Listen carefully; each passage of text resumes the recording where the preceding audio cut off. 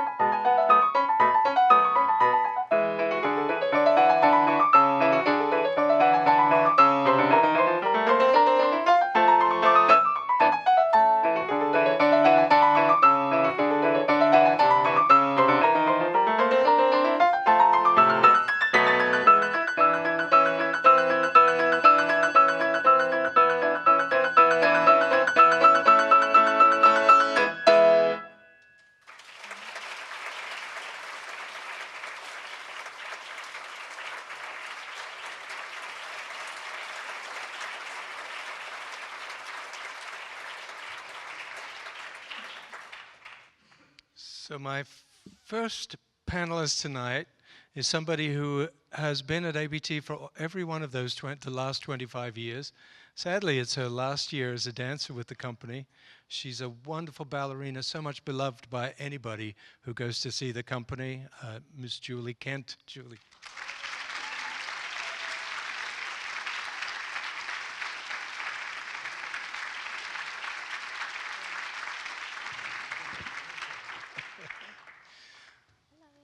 Hello. So tell me about your first days at ABT. Who hired you, and what was the audition like, and what were you expecting when you went? Well, I auditioned in a huge 300-person Really? audition, yes, with the numbers, and I was just 16 years old, and my father was really not set on the idea of me leaving home at such a young age. Where was home? Maryland, which isn't so far, but Right. so this, my ballet school had produced dancers that had gone on to American Ballet Theater, Susan Jaffe, Peter Fonseca, and Cheryl Yeager. So we, there was a little bit of connection a connection there. Yeah. And Alan Kriegsman, who was the critic at the Washington Post at the time, suggested that I audition for Really? ABT. He knew who you were? He had come to see me dance in our local production of Sleeping Beauty. And you obviously made And the Les cut. Sylphides was before Did you that. get into the company from that audition? Yeah, well, Misha offered me an apprentice contract. He was aware of my parents' concern at leaving home too soon. I mean, you know, back, it was just such a different time. There was no studio company. There was no school. It was New York City. And New York was a scary place then. Now it's one of the top 10 safest cities in the United States, I believe. But then it wasn't. Yeah, it was just. So what were your perceptions of ABT? Was it the company you always wanted to be in when you were a student? Well, to be totally honest, I was really enamored with both American Ballet Theater and New York City Ballet. Right. You know, I was a child of the 70s, and at that time, New York City Ballet came to the Kennedy Center several times a year, and I danced as a super in their productions when Balanchine was still alive, and all, you know, in the heydays of the 70s, where Misha was dancing there, Peter Martin, Suzanne Farrell, Patricia McBride, all these beautiful, glamorous ballerinas, and I saw them up close, and I danced Mozartiana, the little girls, and so I really, and then of course I'd come and see ABT. My mother had subscription tickets, and I'd see ABT anytime I could as well, and so I loved both companies. And as a young dancer, I really didn't understand the differences of the companies. I just saw they were both beautiful ballets, and I loved them. But actually, just to be clear, Misha danced with ABT and then went to dance with New York City Ballet and then came back as director to ABT. That's right. So it's kind of confusing a little bit. But he was there when you got into the company. So yes. You were in the Corps de Ballet eventually. I was an apprentice, and then I was offered a Corps de Ballet contract about 3 or 4 months later. And then I graduated high school and moved to New York just shy of my 17th birthday. So tell us about roles that kind of moved you up the ladder there. Well, what were the first big ones? I mean, Seeing the Jewels brought back quite some important memories for me, because this was my first private rehearsal with Georgina Parkinson. Now, Georgina Parkinson was a very much beloved ballet mistress at ABT, formerly a principal dancer with the Royal Ballet, but she sadly died about 4 years ago? 5 years, 5 years ago. Yes. She was very, very important to all of us, but especially to you, because she took you under her wing, correct? Yes. So this was when my relationship with Georgina started. So I joined the company as an apprentice, became a member of the Corps de Ballet. Then, oh, by the way, I went to Italy and starred in a movie opposite Portugal. Oh, right. So that there was happened that whole movie, love interest, Giselle, art imitates life. What was the name of the movie? The name of the movie was Dancers. And you were the lead. You played the Well, I played the real-life Giselle. Alessandra Ferri was the Giselle in the film, and Baryshnikov was clearly Albrecht, and Lynn Seymour was the mother, and it was just quite a cast, and Herbert Ross and Nora Kay were the directors. So that was a nice break for you. Well, it was. Did they just come and tell you that you were going to do it? Well, kind of. You did an audition or a screen test? I sort of did an audition. At that time, Herbert Ross was directing Secret of My Success with Michael J. Fox. So he just had a handful of us SAB students at that time. In between joining the company, I went to School of American Ballet Summer Program to try to have more energy. Suki's attempt, which, anyway, I don't know how effective it was in the end, and we just did some scene shots for the movie, and I was just very creative in my mime. It was the task, the assignment given by Herbert was run like you're running to class. Well, anyone that knows me knows that I'm generally late for class. So I was, looking at my watch, putting my hair up, and, being very active. And the other girls were just kind of running and giggling. So, and Herbert noticed and said, "Julie, I like what you're doing." And it just kind of happened. I mean, there really was no time for a real screen test. So by the time I got to Italy, they were kind of stuck with me. And anyway, enough about the movie. There was that. And then, lo and behold, my first rehearsal was Sleeping Beauty with Sir Kenneth Macmillan doing his staging. This was his production. His production. And I was the nurse. You were the nurse? I was the nurse. The nurse is really not a role. Well, yes, it was. I was sweating. I was so nervous, and I was just so relieved I wasn't a courtier because they actually had to do something. And I was just a kid. I really didn't know what was going on. I was just watching and listening and trying to figure it out as fast as I could. And I was a nurse, and then I was also a knitting lady. And then my big break was Little Red Riding Hood. But fortunately, also a small role. Not to a teenager from Maryland. I mean, honestly, I was just so excited. But then I got mono, and I missed the opening, the premiere. But never mind, I came back, and by the time we were doing it in the spring, or however many months later, I was cast as the Fairy of Generosity and in the Jewels. Were you not Lilac Fairy in that season? Was there another season? Oh, no.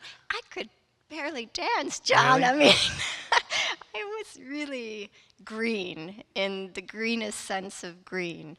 And Georgina got me in that studio in the Kennedy Center on the 7th, Studio 7, way up in the top, and just started in on me about being faster and more energy and more faster and energy.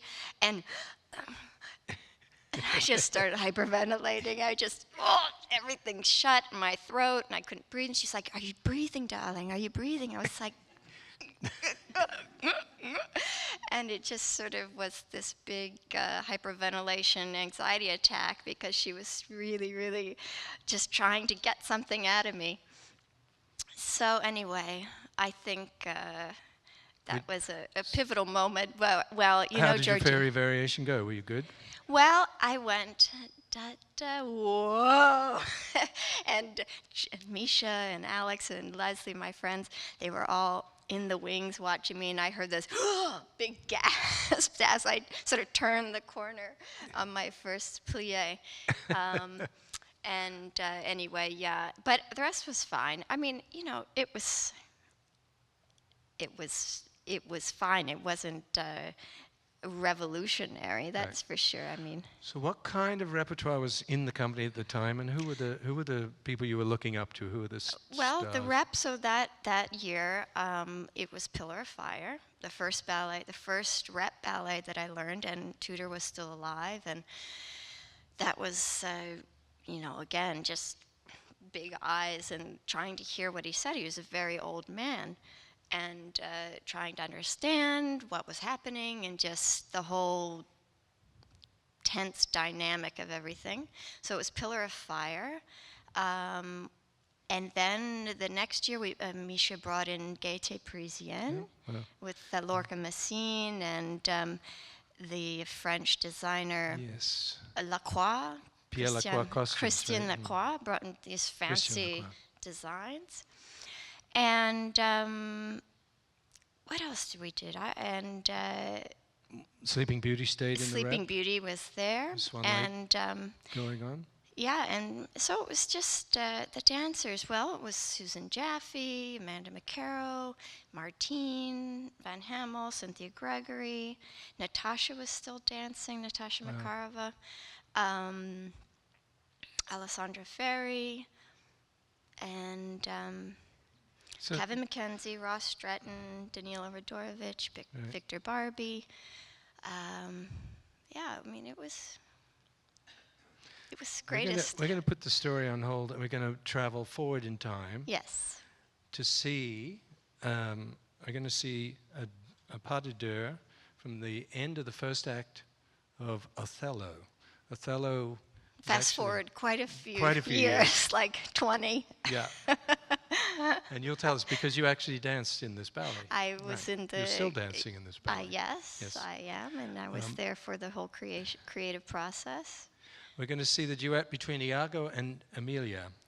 And just to set it up, it starts with a solo, Iago's solo, which Lubavitch calls the shatter solo, which reflects the shattered nature of Iago's personality. Emilia comes on, and his anger at Othello he takes out on Emilia. As you'll see, the cloak and the throne are Othello's.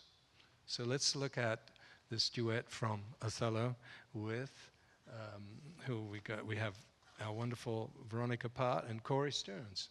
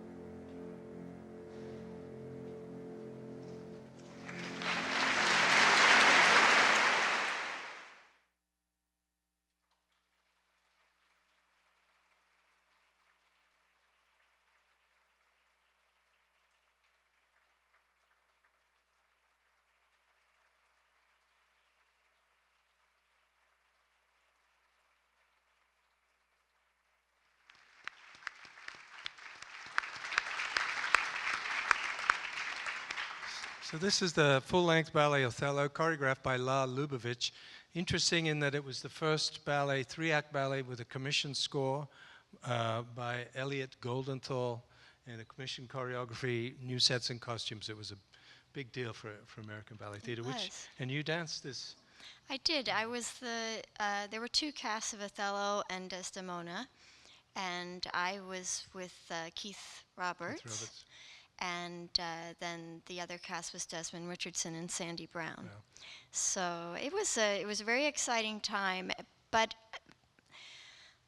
there was a lot of anxiety involved, and the majority of that was caused because the music was being written literally the day Lar would receive it in the morning from the composer, and he would come to the studio and just take Studio 3 and walk circles, and you'd come in from class and walk by, and you just see him pacing, and you could tell just this enormous weight on his shoulders to have to produce this material so quickly and under such circumstance.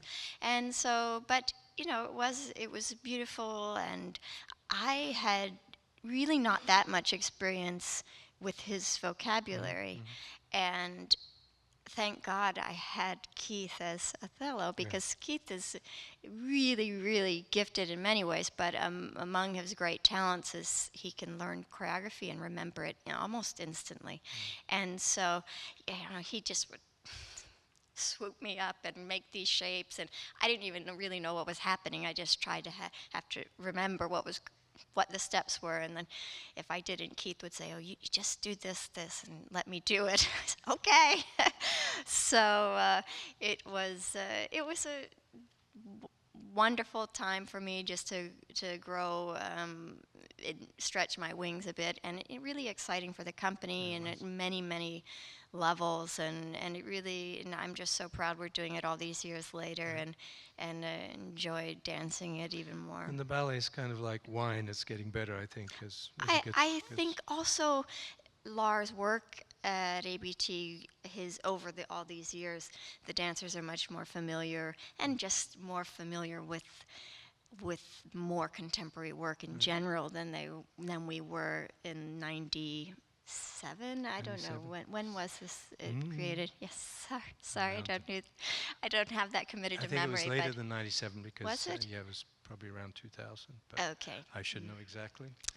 But tell me, it's impossible to talk to you for the little time we have and get a sense of what ABT was like at that time. But what can you name some of the highlights of your career over the last 20 years? Roles or partnerships or performances? Does anything kind of spring to mind? I mean, for me personally, I've spent my entire life with this company. Right. So everything's a highlight to me. Every day that I've spent there has been I can tell you a Julie Kent story. I remember I was passing in the corridor one day, and Stanton was creating Clear, Stanton Welch. And I said, "Oh, what are you going to rehearsal?" She said, "Oh, I'm going to work with Stanton Welch today, and I'm going to enjoy every moment of it." You said. Well, I certainly did. It was Clear. And that was a highlight. That was quite an opening night, that one. Yeah, that was a very beautiful, fragile time. 9/11 had just happened, and the company was in Kansas City watching what the world was watching on television, and just heartbroken. And we took this very sad bus trip across the country because everything was grounded. So our next engagement was in San Diego. So we drove from Kansas City to San Diego just morning, and then our next engagement was up in Seattle. We'd never been there. And so we drove up to Seattle, and then that's when that was our first rehearsal, was just working on this ballet, and he started with the pas de deux. He didn't know what else, but he just got Angel and I in the studio, and Ethan and Jillian, and we just started. This was the first move. So anyway, yes, that was a important personal milestone. I mean, as for the company, I mean, I don't know if you're planning on talking about this later or not, but Misha's arrival on the scene and Misha's departure from the scene were pretty huge. Right. And his departure was devastating. You were there at the time. Yes. 1989, I guess? In 1989, he made the announcement, and I had joined in 1985. So, he was really everything for all of us. Right. In every area, not only artistically, obviously, funding-wise, that was a big thing for the company. Yes, it was everyone in that company's reason, especially dancers that hadn't been established prior to his arrival. But and when he called us together and gave us this news, I mean, there were tears. There was just this. Did he say it would be in a week or a month? No, he said it would be in a year. In a year, okay. So, but it wasn't in a year. And he said it would be in a year and there would be time to transition, that he had other things that he wanted to do and investigate. But anyway, then it ended up being, as dancers, we didn't know what was happening behind the scenes, but there was a falling out and a break, and then he really pretty much did leave. And it was just devastating and really just a very fragile moment for the company the next several years about whether or not it really would continue. Luckily, Jane Herman is a strong woman and a resourceful woman and a woman with a lot of connections, and the company stayed together. Yes, Jane kept it together, and she, for several years, she kept it going. And as much as Misha had cast me in really, when I look back now, all these years later, from a different perspective, he really cast me in very appropriate roles. He never put me in something that was beyond my physically capability. Yes. So you could grow as an artist and grow technically and in strength. Yes, I mean, he knew. But you had Georgina all the time saying, bend and energy and. Yes, she was definitely trying to get something out of me instead of just mooning around the stage, as she would say. And she did. But so Misha had cast me in really appropriate things, and really when he left, he's like, you learn to do entrechassis and you'll be fine. He said that? Yeah. It's like, okay, I'm still working on it.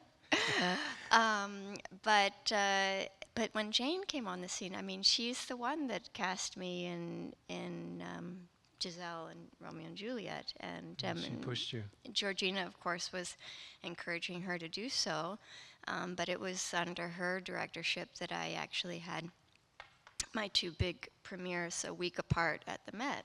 Really? And they were? 2 Wednesday matinees, Giselle, and then followed a week later by Romeo and Juliet. Wow.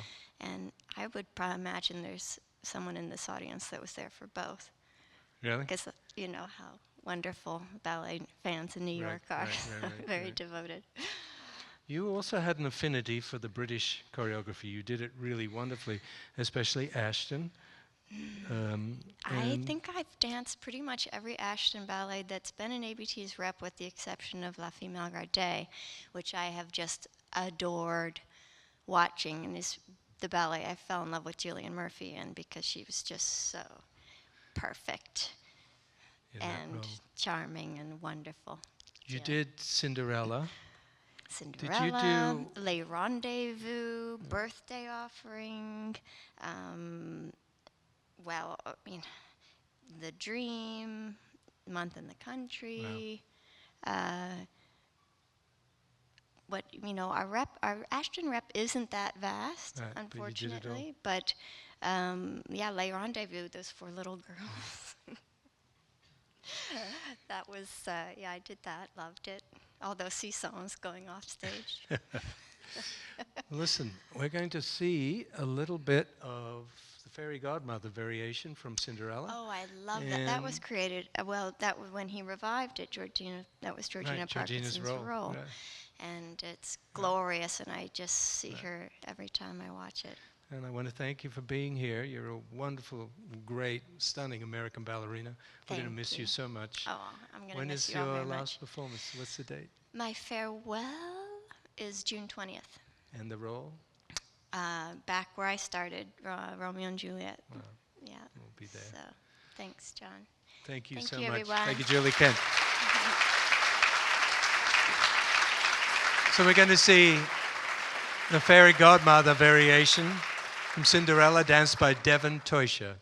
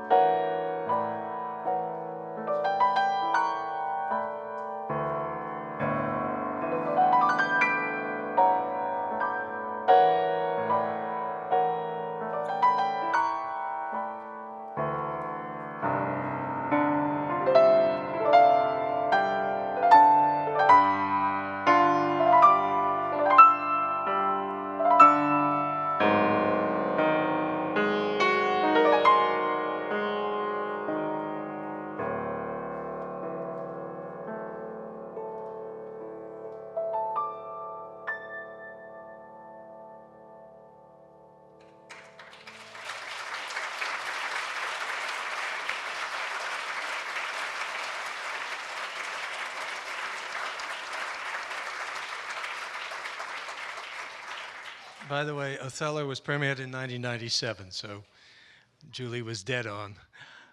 It's now my very great pleasure to introduce Ethan Stiefel, remarkable dancer, remarkable teacher, and director now. It's Ethan.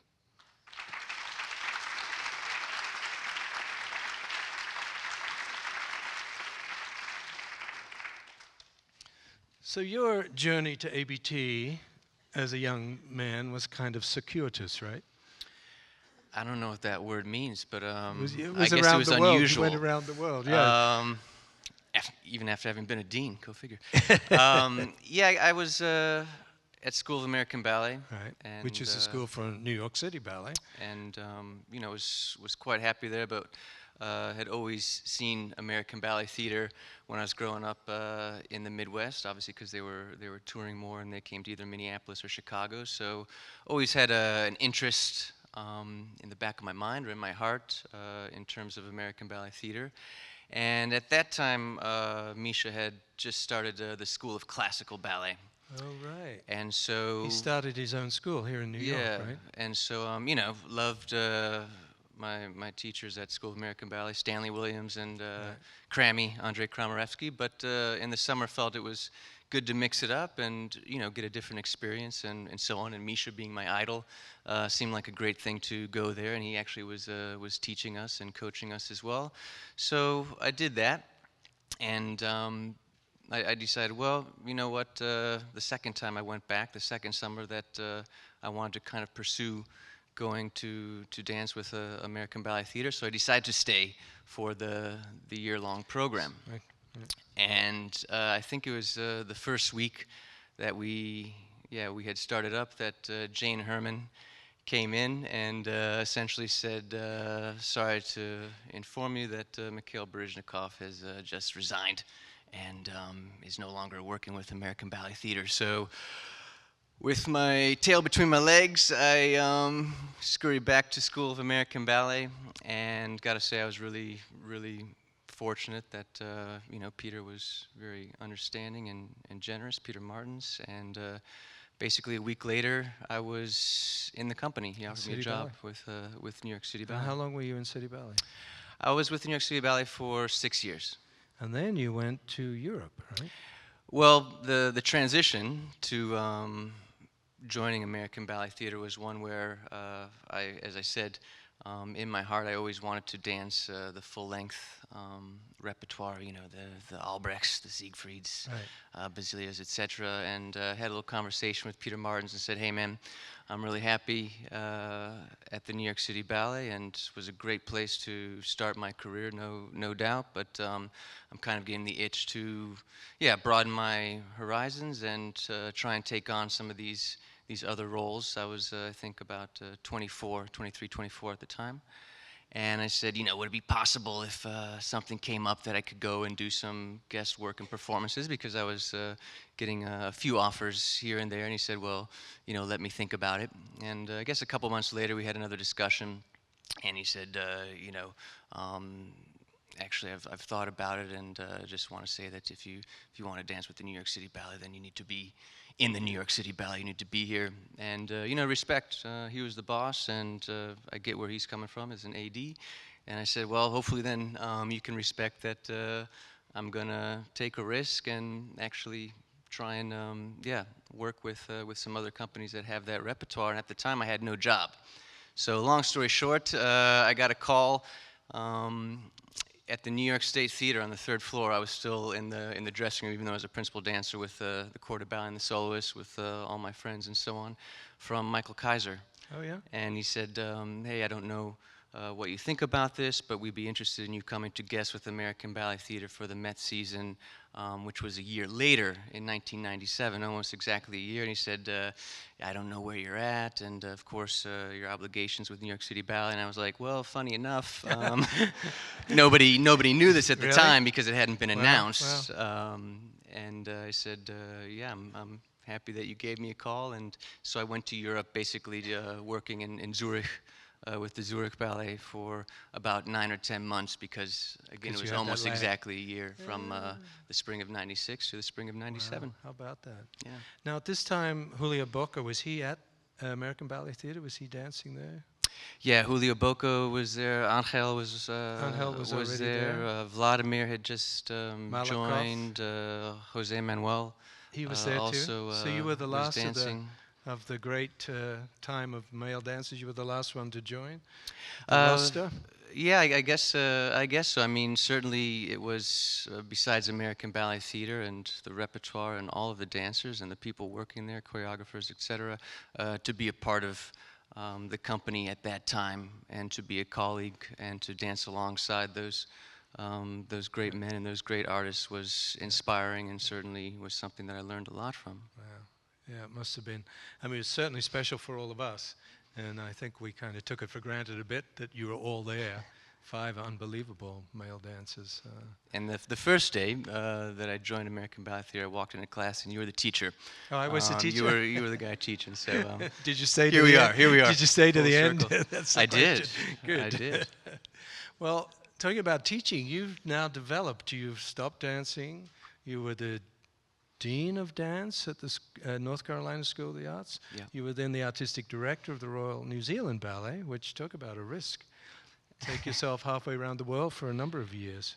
Yeah. And you're a remarkable teacher. You're back here in New York, and you're very interested in teaching. You're teaching a little bit in the school at Jacqueline Kennedy Onessa School. Yeah, no, I've been very lucky and fortunate since I came returned from New Zealand. That I guess all levels of the ABT family, from the JKO school to the studio company to the main company that I've been invited this Have far. You been teaching company to class? Teach, I have. Isn't that an effort? You have to get a lot of energy together to teach company class. You know, I love it. I mean, certainly, you know, you do want to infuse energy into your teaching and so on, because everybody's working hard, and if it's a performance time, you know, you want to be able to inspire and get people engaged when they're waking up, and you know, and you've been there, you're sore, everything hurts, or a little crunchy, all of that. So no, I love teaching at ABT, and like I said, I'm really grateful that they've welcomed me back and asked me to be a part of the company in that way. So, as a director, having directed a company now, what do you think the challenges are for directing one of the big companies in the world, especially a company like ABT, which is a touring company essentially? It has a home, but it doesn't really have a home theater. It doesn't live in the theater 24/7. Well, how long is this program? No. I mean, do you have new respect having done that? Absolutely. I mean, I think that to be clear, that all along in my career, you know, I've certainly felt that I had my own point of view and perspective, but always maintained the highest respect for an artistic director. Not that I knew all of the ins and outs or whatever, but certainly would think and could understand that there were a lot of complex things that are going on, a lot of things to deal with. I mean, I think that for me, I was very, very fortunate. Probably one of the good things and attraction in a way, certainly not the main thing to be an artistic director in New Zealand, was that I didn't know anybody there.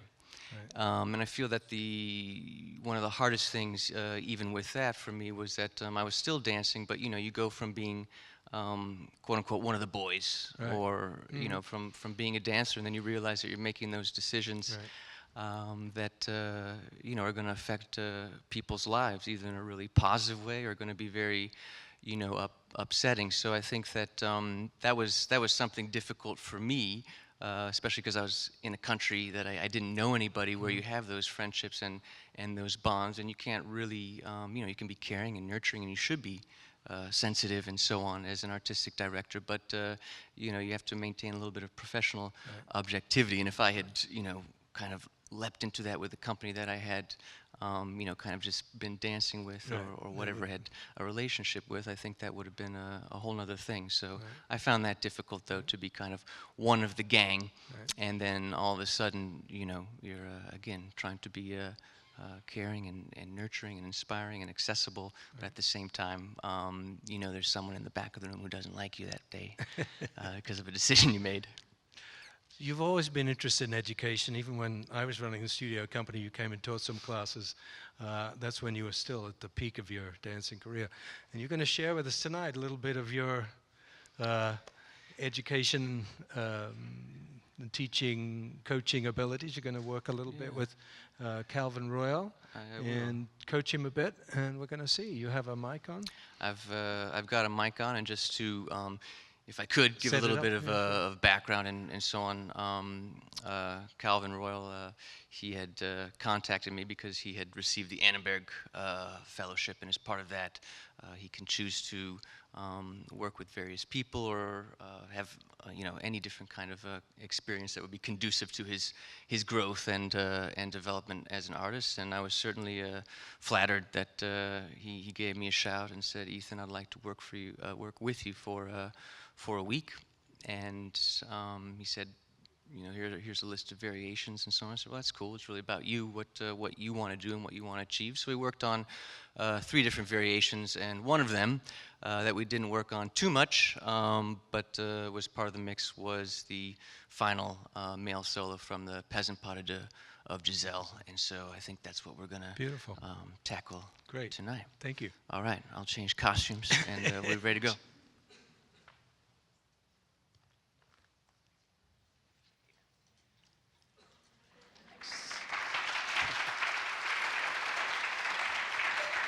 So I think, when was this? Was this back in January? Yeah. It's been a couple months, so maybe we should just refresh the memory a little bit, get a feel for, have you been working on this subsequent to that? No. Okay. So maybe just a little light kind of walkthrough to, make sure we got everything, and then go from there. Okay. So if you could just give us a little lead into the beginning, that'd be great.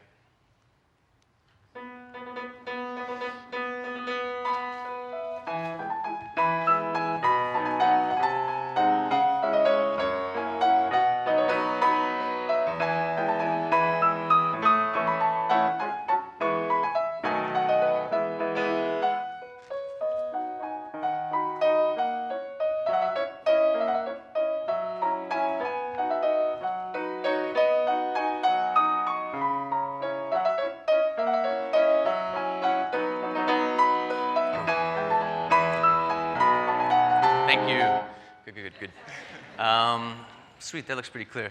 I mean, this is one of the largest stages one might dance on, but we're a little bit constricted as far as space. But just a couple of things looking at you, Mark, through is just be aware of engaging, especially that failli after the cabriole, or t'enlever through, from the back. So it's not just kind of the arm, that's moving, but that you're initiating it kind of from the back and almost as much the angle and the épaulement from your chest and back as far as just not, shifting arms only.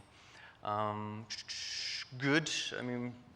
Trying to use as much space as you can, because even on that step, you're going to want to travel and take big steps, because you especially want to take a big step, plant that leg before the fouette, Huge. Okay. Batma, and then leave it there, support underneath the leg, under the thigh. So we can have a nice picture for the live stream, or anyone who's taking photos out there. And then transition-wise, so you had that, you got a little susu, right. Coming back, a little bit of that, right. Then we got 3 sisson, quasi 2 sis, then 2 more. Sisson, ensemble, pirouette, double tour, good to go. Why don't we just try maybe that first part that you marked through? Okay. And then we'll see how that goes. Maybe put the last part, tag that on there at the end. Cool. Here we go. Thank you.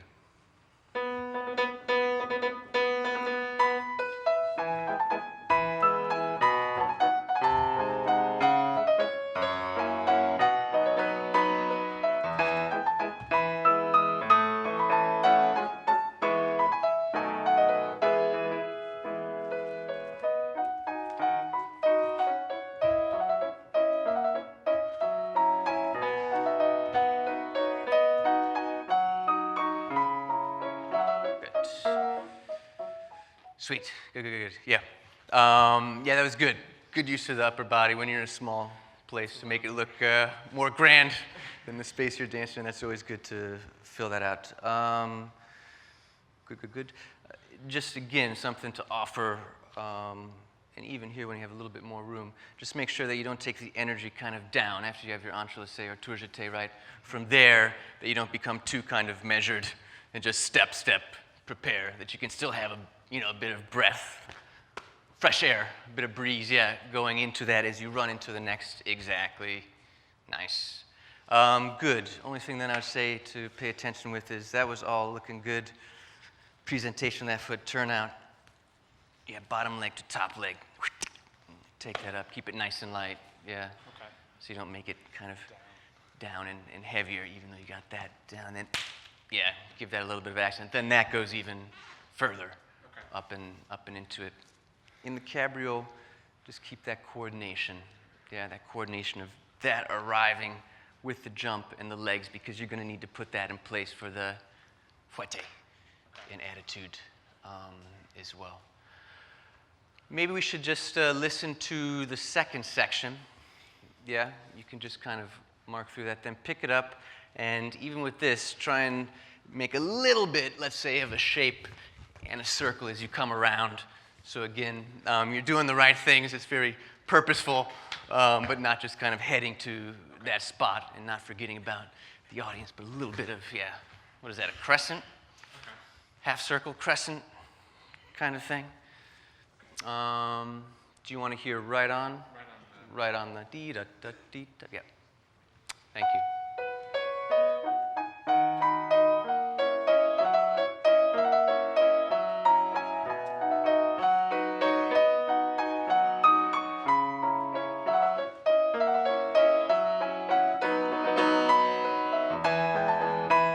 Just a little slower.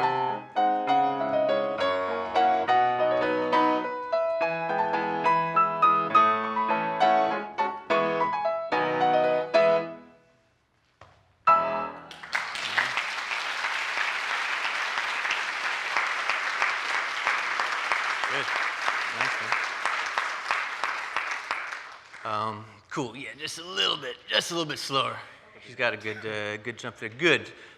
Great on how you got around on a little half crescent dealy with that, but just be aware that you get there still in time, that you can still be full and proper in kind of your, port de bras. You know what I mean? Don't have to take it so the elbows lock up, but just fullness of that presentation. Again, chest up and out, important as anything. Then keep that shape throughout. Use the arms just a little bit more aesthetically, but also to cushion and to use that landing to go into the next jump. You know, you're young, so you might not be that tired, but you never know. Yeah, good then on the ending. So I don't know. I think that's enough for this guy today, but that's a little view into Courtney. Thank you, Calvin. Thank you, Ethan. I'd now like to introduce the artist in residence of American Ballet Theatre, the one and only Alexei Ratmansky.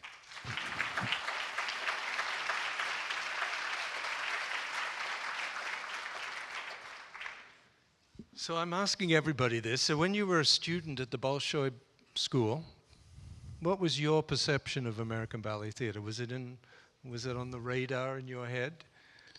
We never spoke about American Ballet Theatre.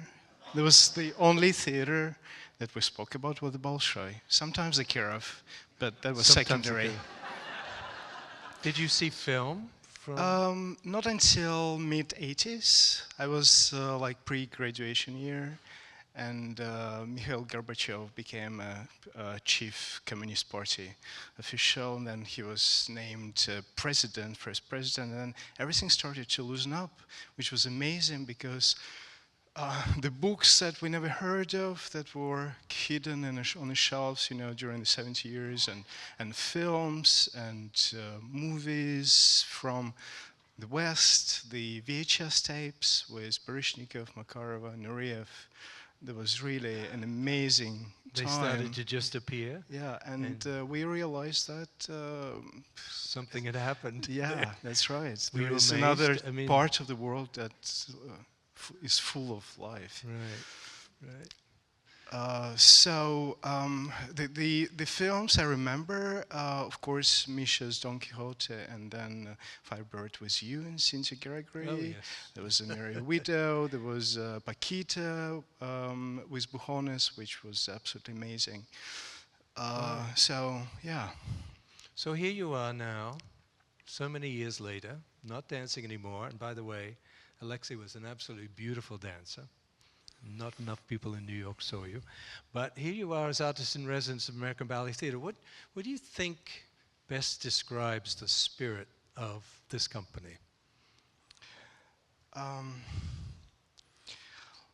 Let me say something that really impressed me the first weeks, the first months maybe of being at ABT is the absence of pressure in the corridors and the studios.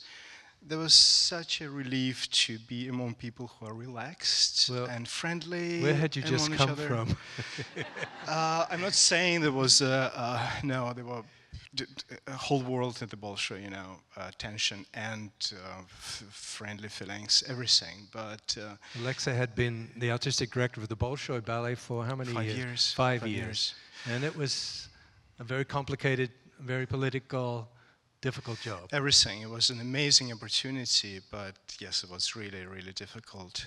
And of course, you came and you weren't director. You were a choreographer. That was a great relief too. And I was trying to, of course, my first ballet at only Dnieper for the Met season. There was a different kind of pressure because, you know, being invited as an artist as in residence and producing something that is not good was really dreadful, you know, thought. Right. And I think the pressure, you know... it was a different kind of pressure. But yeah. one you preferred, I'm sure, right? Exactly. Because doesn't that really happen every time? The best thing you create for a a piece? choreographer, I think, it's with the dancers in the studio.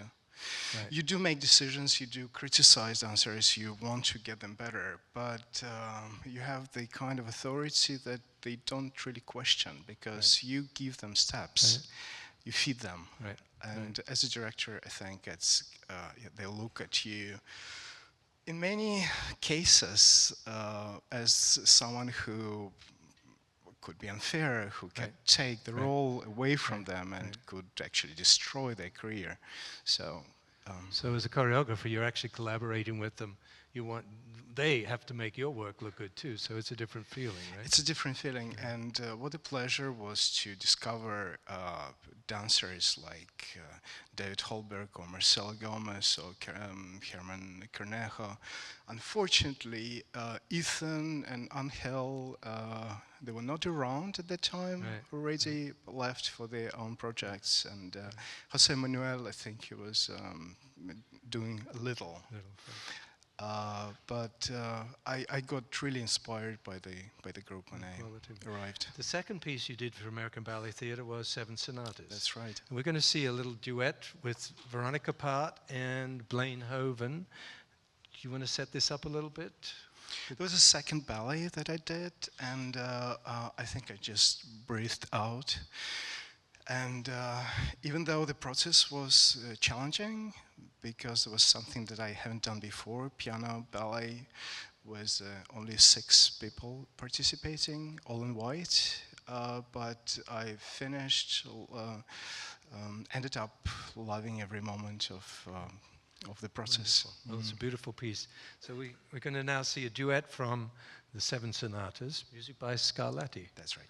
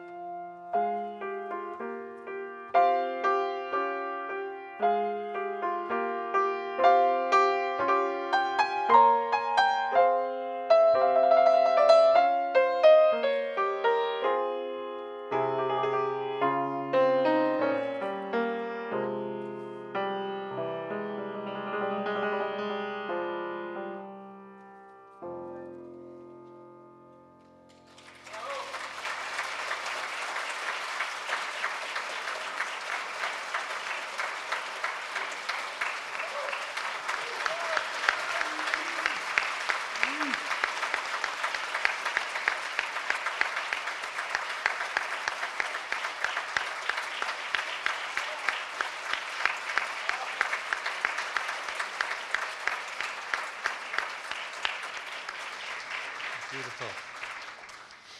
So we don't have lots of time left. We're actually going to go longer than, a little bit longer, I think, tonight, because we have special people to talk to and special things to see. But everybody in New York who loves ABT and who loves classical ballet is dying to see The Sleeping Beauty, which is your latest project, which premiered in Orange County about a month ago? In March.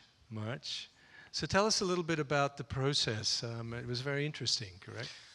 Well, Sleeping Beauty always been for me an untouchable, soccer ballet of classical heritage. Anyway, as a Russian trained, I knew very well that Russian version is so different from British. And both claim to be a petit ballet. So something has to be, figured out. Yes. That's true. And I always wanted to check those legendary notations, which looked like a foreign language. But so there were notations by Nikolai Sergeyev. And they were in Harvard University. In Harvard University. Yeah. It's a long story. The system was invented in Russia by the guy named Stepanov. He died very young. Sergeyev followed, and it was decided that the whole repertoire of the Mariinsky Theater will be notated. So during 25 years prior revolution, the ballets were notated. And then Sergeyev, who went to Europe, who escaped, immigrated. Right. He took all the scores with him. He took all of them. He used it to stage the classical versions of... And the British version of Sleeping Beauty was based on his... Sleeping Beauty, Swan Lake, Giselle, Coppelia. Really? All those ballets were based on the notations, original notations that were done during Petipa's lifetime. Okay. Written down from the dancers that he worked with, trained. So you learned to read this, and your wife, Tatiana, learned as well? We had months off, and we sat every day with Tatiana reading these two books, one by Gorsky, both books from 1890s. It's telling you how to read the notation. Yeah, and then the challenge is that the notations were done very quickly during the dancers, rehearsing it. So it's very sketchy at times, but if it's written correctly, it tells you exactly all the bends, all the directions, like how high the leg goes, where do you look, how you bend your body. And of course, it's very complex because there are so many, positions that you need to write down. But unfortunately, the notators were mostly concerned about the legwork. So the arms positions are there sometimes, but most of the times are not. But from the little tiny bits I've seen, there's still plenty of Ratmansky in this. Not at all. Oh. I promise. I try to stay as, as little a choreographer. You take the formality out of classical ballet and you put very human touches that are very understandable and dramatically that make sense, and that's what I've seen. I think Do you think that was there before? It's hard to say, we want to, anyway, regardless how scholarly it all is, we want it to be a live performance for the audience. So I guess as a coach, I would work on modern dynamics. Well, it sounds like you have brought a very vibrant and integrated and artistic. I mean, the company members that I've spoken to feel so proud of this work. They speak about it in very glowing It's not terms. for me to judge, but what I know for sure that the steps that are written are so incredibly beautiful, and for my taste, so much better than what we know. Right. There are so many details that are gone, and of course the amplitude, the scale of dancing is quite different. Right. But still, the complexity of it, sophistication, is remarkable. Richard Hudson has done some beautiful costumes. Yeah, he based it on Leon Bach's designs for Diaghilev, 1921. And there are lots of wigs. The wigs, the headpieces are incredible, and I have to say it looks really beautiful. So we're going to see three little excerpts tonight. We're going to see, here we go. The first is the Adagio from the Bluebird, Princess Florine, the Bluebird, Cassandra Trenery, and Gabe Stone Shea. Then we'll see the White Cat and Puss in Boots with Isadora Loyola and Sean Stewart. And finally, the Cinderella and Prince Fortune with Courtney Lavine and Calvin Royale.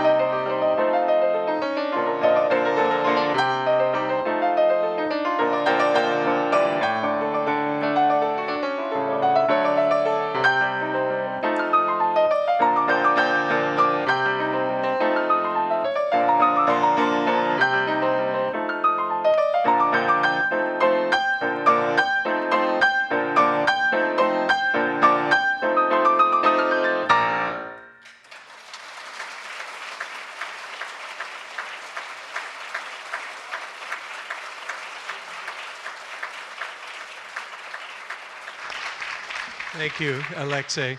And big merit for the 29th of May, for the premiere in New York. We'll all be there. Thank you so much.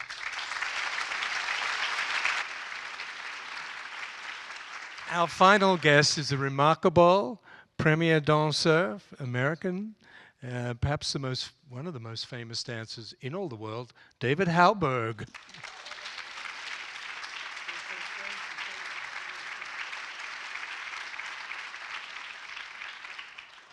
So I've asked everybody who danced in ABT what their perception of ABT was before they came. Was it the company you wanted to be part of when you were a student? The company was Ethan Stiefel to me. Oh, really? He was talking about how Misha was his idol, and I made it clear the other night at an evening I threw, and tonight as well, he was my idol. Oh, so really? I came I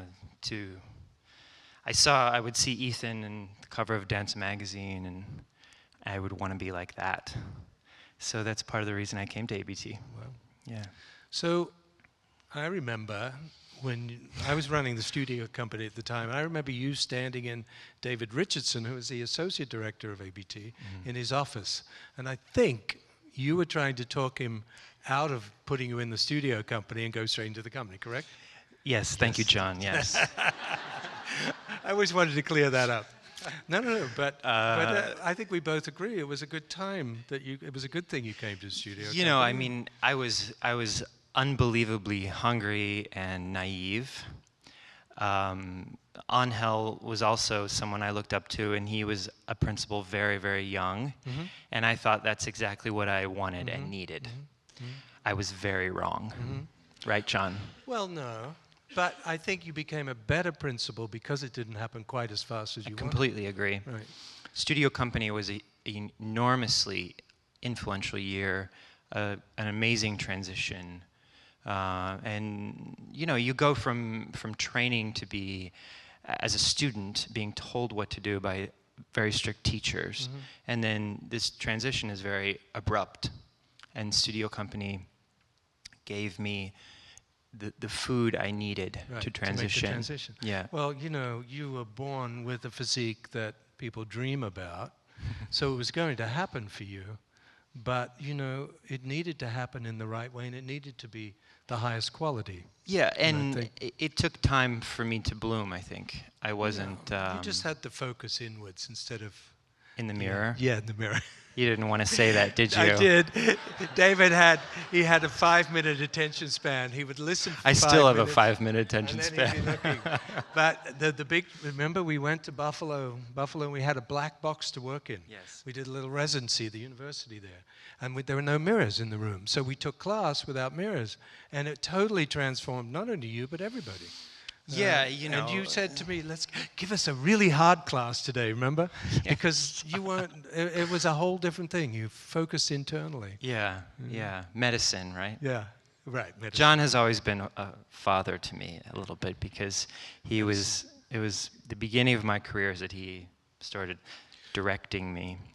Well, it was interesting because Kevin McKenzie, part of his push when he became director was to reinstate the summer program. He put Gage Bush came back to the ABT with the studio company.